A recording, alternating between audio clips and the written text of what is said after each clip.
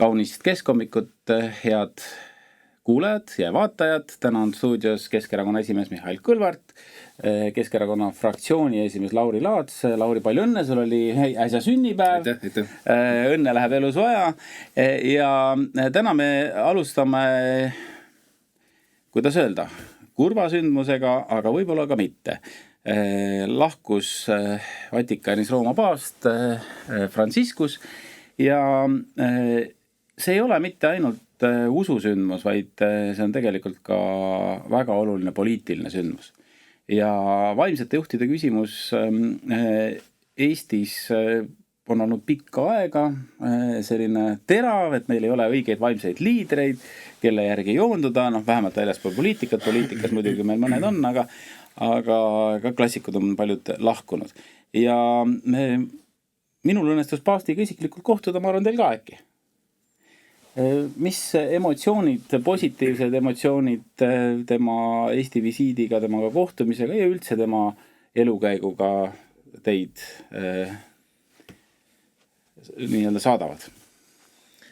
No tõenäoliselt esimene emotsioon, mida praegu jagavad kõik, kes temaga on kohtunud ja võib-olla teavad tema elust rohkem, on selle inimese lihtsus. Et inimene alati näitas eelkõige, et ta on inimene.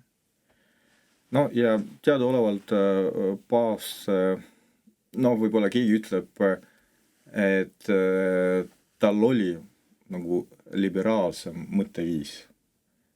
Võib-olla võrreldes eelkäijatega, kas on liberaalsus või see on inimlikkus, see on pigem selline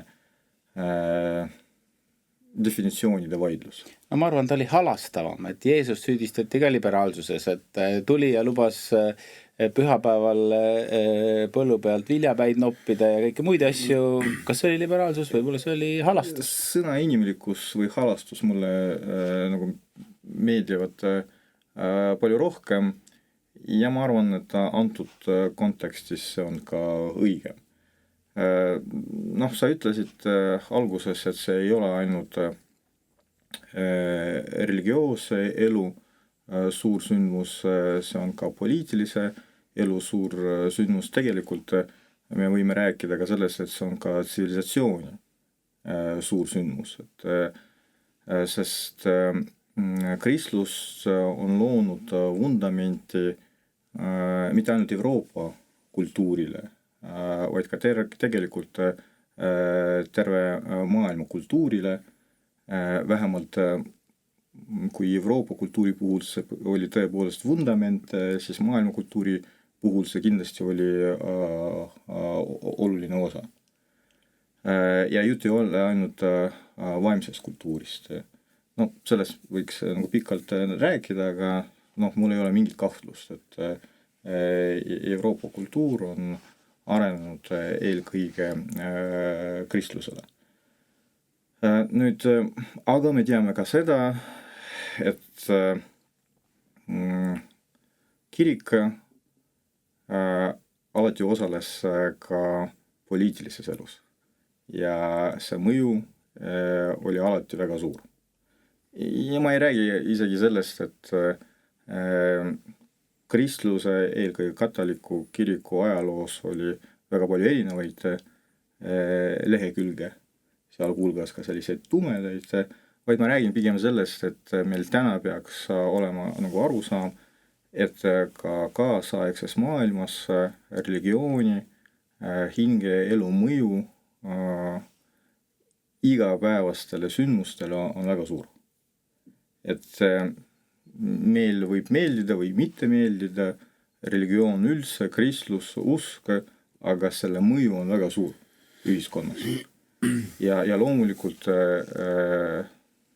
liidrite, kirikuliidrite omavad mõju ja see omakorda tähendab ka seda, seal kus on mõju, seal on ka võim, seal kus on võim, seal on ka poliitika. Ehk siis jah, sul on õigus. See on nagu väga suur sündmus, väga poliitiline sündmus ja see inimene, kelle saab järgmine paavst, temast hakkab ka ka maailmas väga palju sõltuma. Lauri, sinu tunded? Ja, et Mihhailil midagi lisada on hästi keeruline, et ta lahkas tegelikult päris hästi kogu see temaatikat ja eks ta oli kindlasti iga paavsti lahkumine on ju šokk. Ja seda me ju nägime üle maailma, et vaadates ka uudistevoogu läbi erinevatest kanalitest ja erinevate riikide uudistest, kui jälgida kõike. Aga millega nagu paavst tõesti silma paistis, oli lahkusega, lihtsusega ja tõesti võib öelda, et ta oli isegi rohkem näoga rahva poole, nii nagu tegelikult üks usujuht peaks olema. Mina käisin Argentiinas aasta 2015, siis Franciscus oli juba paavst ja ma käisin tema kodukirikus ja seal ma sattusin kokku ühe Eestist pärit mehega, tal oli Eesti juured, Eriko Hoffmann, täpsemalt muidugi Saksa päritolu, aga ta üks vaarisadest oli Narvas pastor.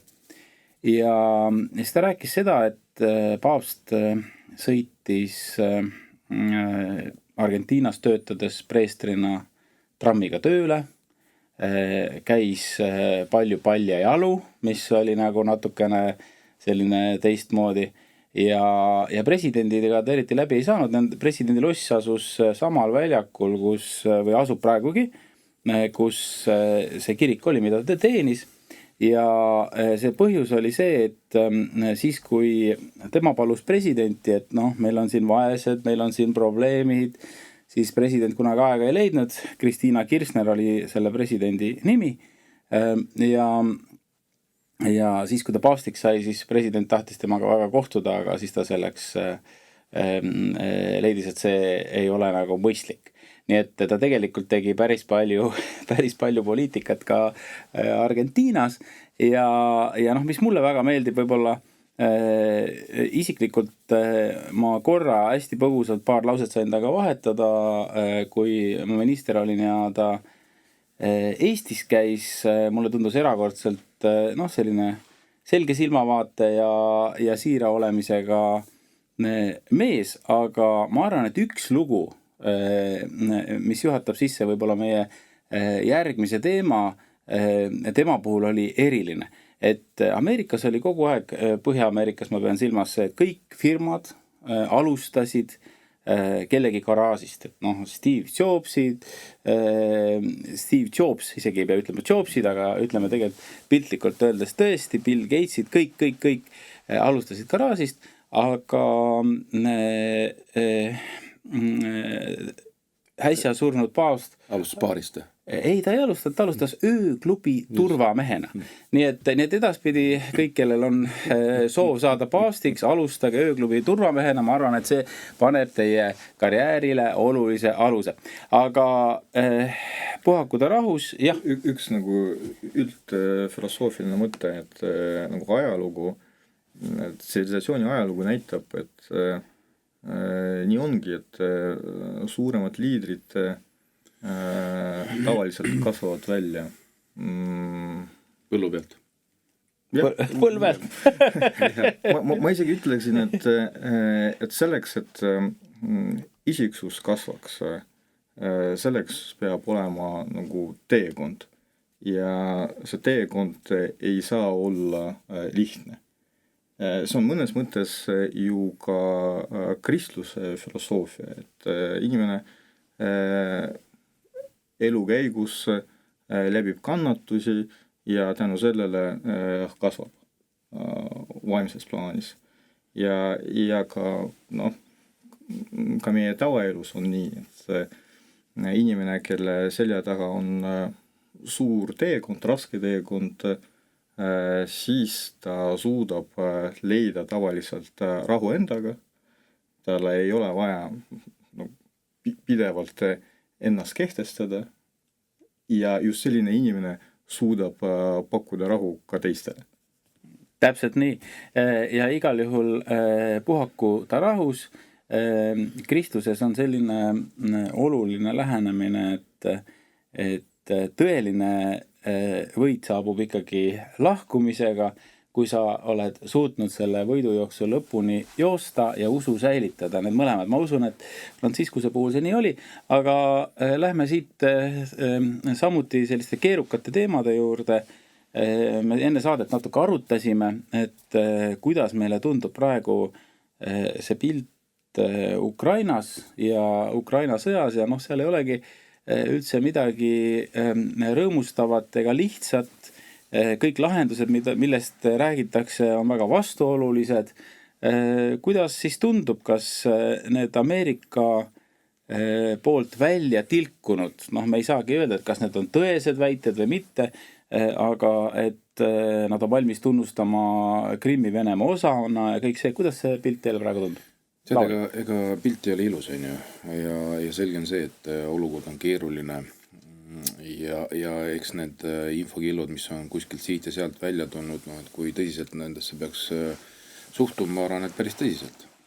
Et kui räägitakse sellest, et nüüd Ameerika kavatseb ka Ukraina ühte osa siis tunnustada nii-öelda Vene territooriumina, me räägime siis Krimmist, ja see teeb loomulikult murelikuks, aga teiselt poolt on jällegi see küsimus, et rahu tuleb ju saavutada.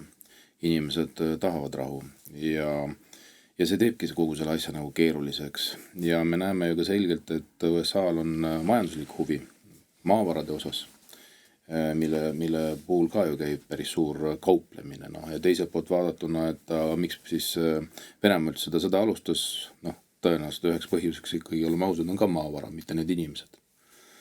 Et on keeruline ja siin on ka erinevad siis analüütikud toonud juba välja ka sellised sõnumitega, et tegelikult varsti saabub see aeg, kus siis 3 suurt riiki lihtsalt jagavad jällegi nii-öelda maailma ära. Hiina, Venemaa ja USA omavahel.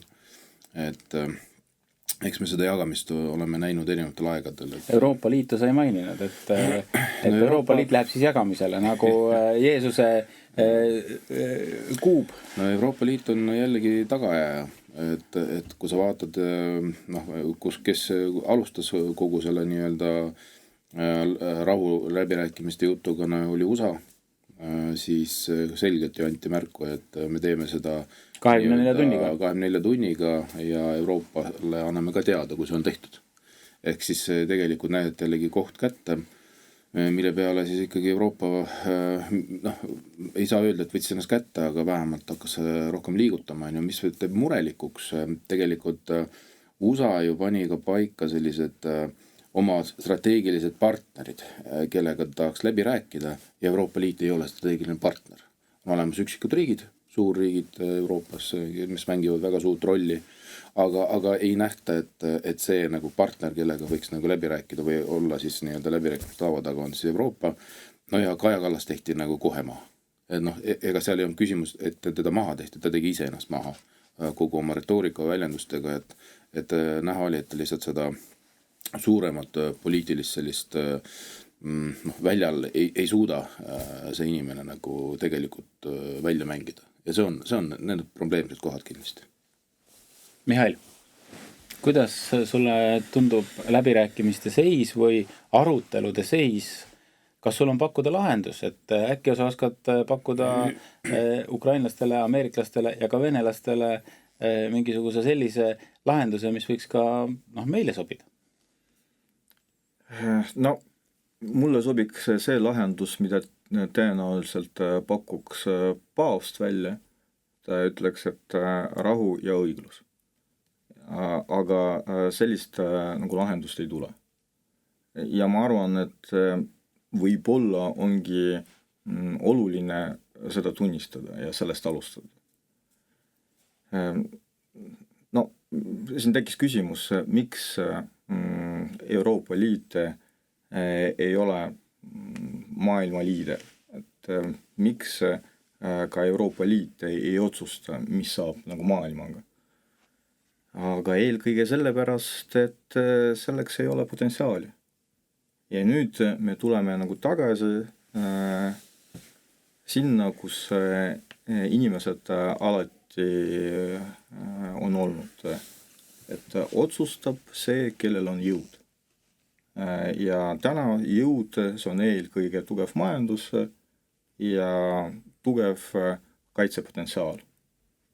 Ja seda praegu Euroopa Liidul ei ole. Ja kellelgi ei ole huvi, Ameerikal, Hiinal või siis Venemaal ei ole huvi, et see potentsiaal tekiks. Miks? Ma isegi täpsustaks, Mihhail, et mitte ainult kaitse, vaid ka ründepotentsiaal, sest mõne riigi puhul nagu Venemaa praegu seal kasvatatakse ka ründepotentsiaali. Jaa, no see on sama tegelikult. Kui on sõda, siis vahet ei ole, see potentsiaal on sama. Ja siis seda tuleb tunnistada, et me ei suutnud seda saavutada 30 aasta jooksul, ma räägin nüüd Euroopa Liidust, ja täna keegi seda ei anna ka, selle võimaluse niisama ei anna.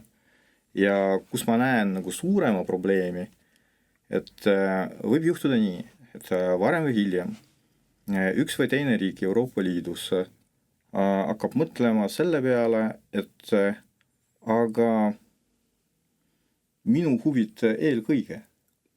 Ja nad hakkavad leppima kokku nagu eraldi, mitte Euroopa Liidu raames, vaid otse. No ja siis igaüks valib kellega kokku leppida. Keegi soovib eraldi Ameerikaga kokku leppida, keegi Hiinaga, aga keegi Venemaaga. Ja tegelikult me peame aru saama, et kahjuks nii on, et Euroopa riikides, isegi siis, kui ametlik retoorika on teine, ikkagi kasvavad sellised meeleolud, aga sõda varem või hiljem lõpeb ja siis tuleb teha äri. Ja äri teeb see, kes on kiirem. Ehk siis see, kes kiiremini lepib kokku. See arusaam on täitsa olemas. Ja küsimus on nagu selles, kus sellised meeleolud kasvavad kiiremini. Ja kus tekib selline olukord, et see ongi ametlik seisukoht. Ja ma ei räägi praegu, ma ei tea, Ungarist või Slovakkiast, ma räägin praegu ka teistest Euroopa riikidest. See, et Euroopa Liidus kasvavad, ma ütleks nii esialgu iseseisvuse meeleolud, seda me juba näeme. Poola andis väga selget signaali, et kõigepealt Poola huvid. Nüüd on küsimus selles, et mida see tähendab, kuidas need huvid hakkavad realiseeruma. Et Poola tegi avalduse, et eelkõige energeetika majandus, nemad kindlasti ei lähe Venemaaga kokku leppima, aga Ameerika või Hiinaga, miks nii mitte, ja nii edasi. Ja lihtsalt, kui see protsess võtab hoogu Euroopa Liidus, siis see tähendab muidugi väga suurt turbulentsust ja see Euroopa Liidule tervikuna potentsiaali kindlasti juurde ei anna, nagu vastupidi. Ja see on see oht, mida mina näen ja mis võib tähendada, et meil ei teki nagu ühist rusikat nii kaitseküsimustes kui ka tegelikult majandusküsimustes. Rääkimata sellest, et see on omavahel nagu seotud. Ja see arusaam ei ole tekkinud ainult mul. Tegelikult see arusaam hakkab tasapisi tekkima erinevates riikides ja just sellepärast hakkavad tekkima ka regionaalsed liidud. Meie puhul see on Balti riigid ja Soome, aga selliseid nagu ühendusi kindlasti võib olla ka rohkem. No vaata, kogu selle asja juures on see, et ja ka see praegu Ameerika tegevus, et läbi selle ju tegelikult lammutatakse Euroopa Liitu. See on see lihtsamalt öeldud, mida praegu... Ja võib-olla see on juba tehtud. Euroopa Liit on olemas, eksisteerib, aga... No ma mõtlen see kivi sisse löödud. Just, et sisepinged nii-öelda olid meil juba ennem Euroopa Liidus, et kõikidele see ühine poliitika ikka ei meeldi ja oleme ausad. Ega kui me vaatame ka siit Eesti poole pealt, siis väga palju nii-öelda direktiivi, mis tahetakse meile üldiselt pähe määrida, et ei ole ikkagi väga vastuvõetavad. Ja läbi selle tegelikult kannatavad ju meie inimesed. ja nüüd on see küsimus, et eks seda selline meeleolu on tekkinud paljudes Euroopa riikides, kes on juba selgelt ennast väljendanud, et kuulge, et me niimoodi edasi ei saa minna, nii nagu mõned riigid on teinud seda, või siis veel meil tuleb see laine peale, kus ka teisedki ütlevad, okei, et nüüd tuleb midagi muuta, on ju.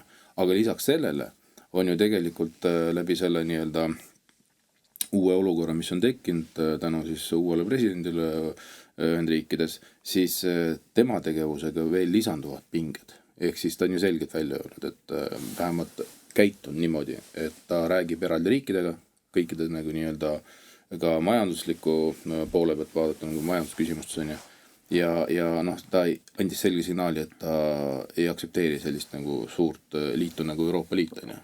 Aga teine pool, kui me räägime, et iga riik, noh, ta peabki selles, et seisma enda suveräänsuse, enda inimeste eest ja minu arust Soome on jällegi väga hea näide. Et kui sa vaatad, et aga mis siis soomlased on ju teinud kogu selle perioodi jooksul, et kas nad on siis Euroopa Liidus või võtame kas seda perioodi enne Euroopa Liitu, see on rahulikult ajanud oma asja. Rahulikult ajanud oma asja siinsamas nii-öelda põhjas ja seisnudki oma inimeste eest ja seisnudki oma riigi eest ja kui me vaatame nende nii-öelda SKP-d ja majandusnäitajaid, noh, et vaatamata kõigile nad on teinud järelikult õiget asja. Mulle tundub, et Euroopa Liit on mitte pikalt peatudes sellele, aga tegelikult sattunud mitte 2 tule vahele, vaid 4 tule vahele. Et ühelt poolt on Venemaa, kes sõdib Ukrainas ja kujutab sellist sõjalist ohtu vähemalt paljude Euroopa liidrite arvates ka Euroopale, Poolale, eriti lähiriikidele, Baltimaadele.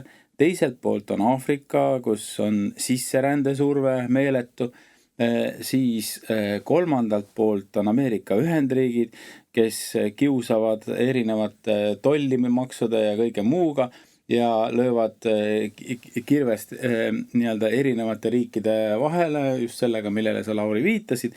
Ja siis on veel see Türgi suun, kus keegi tegelikult ei saa aru, et millises paadis see Türgi parasjagu on ja siis Hiina ka.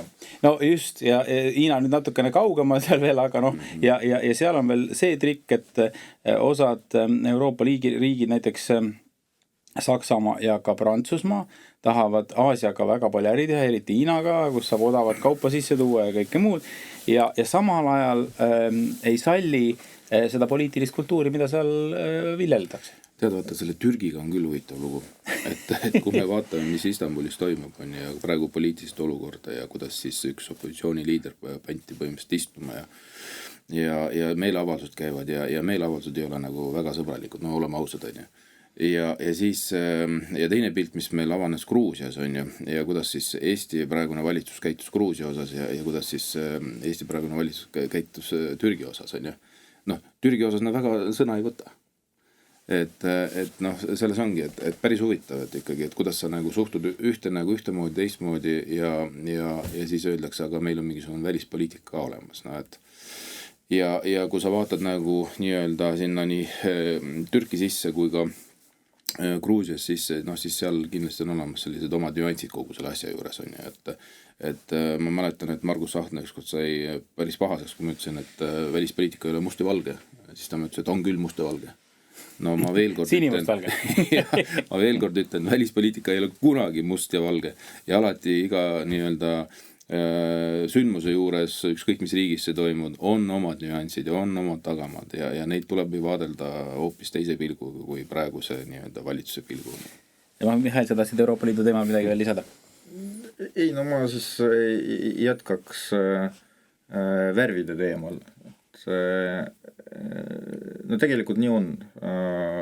Must ja valge kunagi ei ole, kahjuks ka sisepoliitika kunagi ei ole must ja valge, aga sisepoliitikas muidugi võiks olla rohkem väärtusi, võiks olla rohkem väärtuspõhine, aga välispoliitika võiks olla rohkem pragmaatiline, pole midagi teha. Et, ja see on matemaatiline vajadus. Et mina ei räägi isegi Eesti kontekstist, vaid räägime Euroopa Liidust. No ei ole ju võimalik, et me sõdime Venemaaga sõna otseses mõttes. me siis ütleme, et Ameerika ei ole meile enam partner ja nendega meil ka tekib tollisõda. Me ei soovi teha nagu koostööd Hiinaga, vaid vastupidi, anname märku, et Hiina on nagu vale riik, aga kas me saame sellega hakkama? No lihtne vastus on ei saa. Et noh, lihtsalt, et loomulikult tahaks, et igal pool oleks Euroopa demokraatia. No Euroopal on ikka, või maailmal on uut liidrit vaja. Aga vaata, no, esiteks see maailmakaart, et noh, see Euroopa on lihtsalt natuke väike võrreldes teise maailmaga. Ja teiseks võib-olla iga nagu riik ei taha endale Euroopa demokraatiat. Ja isegi kui me sooviksime, me ei suuda seda igal pool nagu luua. Ja siis see, mida ma tahan öelda, et pole midagi teha, mingi hetk, kui sa tahad kellegiga sõdida, sa vahepeal pead otsustama, et kes on sinu sõber vähemalt nagu ajutine. No ei ole võimalik. Ja sa pead alati arvestama, et on võimalikud erinevad stsenaariumid. Ja nüüd see on minu arvates ka meie probleem. Et meie otsustasime, et noh, suuremas plaanis, et püüame ennast nagu kehtestada ja kõigile nagu tõestada, et me saame ise hakkama. No, kahjuks suures maailmas ei ole see võimalik. Hiina puhul ma tahtsin öelda, et miks Hiina on Euroopale oluline mitte ainult sellepärast tänaseks, et sealt tuleb odav kaup, vaid ka sellepärast ja tänaseks võib-olla eelkõige sellepärast, et see on maailma kõige suurem turg. Sealhulgas ka Euroopa Liidu kaupadele. See on väga ostujõuline turg, et seal on, ütleme niimoodi, et tänasel hetkel mitusada miljonit inimest, kes teenivad vähemalt nii palju kui keskmine eurooplane. Et ja nii, et ütleme, et ta on keskmiselt on ta ikkagi vähemalt sama suur turg täna juba kui Euroopa Liit. Jah, et Hiina on kindlasti hakanud palju rohkem tarbima ja see lihtsalt on seos sellega, et elutase on seal tõusnud on ja loomulikult see on väga suur turg ja ega ilma asjata ei ole peaaegu kogu Saksa tööstus seal esindatud. Et seda turgu on ja sellega nagu arvestatakse ja ehk see, kui turg peaks kuidagi mingil viisil nagu nii ära kukkuma, on ta siis mingi tollide näol või mis iganes, see on ka ikkagi Euroopa riikidele päris suureks löögiks osutuks. Aga tead, vaata, see meie poliitikute lihtsakoelisus on nagu päris suur probleem, et me alati püüame nagu nii-öelda näidata näpuga, ja otsida läbi selle tegelikult omale vaenlased, et noh, et pidevalt viibutam näpuga, et oi, ja seda tuleks tegema ka meil Kaja Kallas ju. Et mitte hoomatas tegelikult, mis mastaapides ja kuidas see üldse nagu nii-öelda riikide suhtlus ja välispoliitika nagu on paika pantud, et sa ei saa niisama nii-öelda, et oi poisid, ärge nüüd niimoodi ei tehke, noh.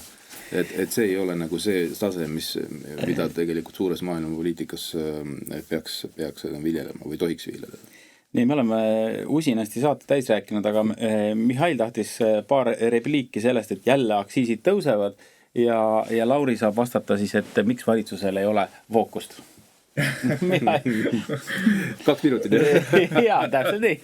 Sisse juhatust ära tee. No see muidugi ei ole uudis, et aktsiisid kasvavad.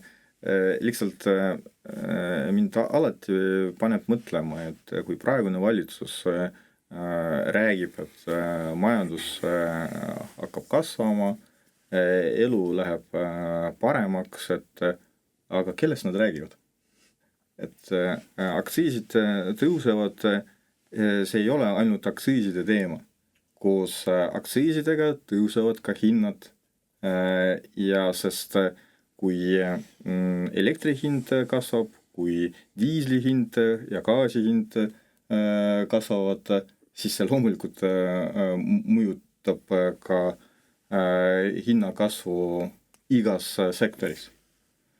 Nüüd, ja võib-olla veel üks aspekt, millest me üldse ei räägi, et see praegune maksupoliitika suretab majandussektoreid välja.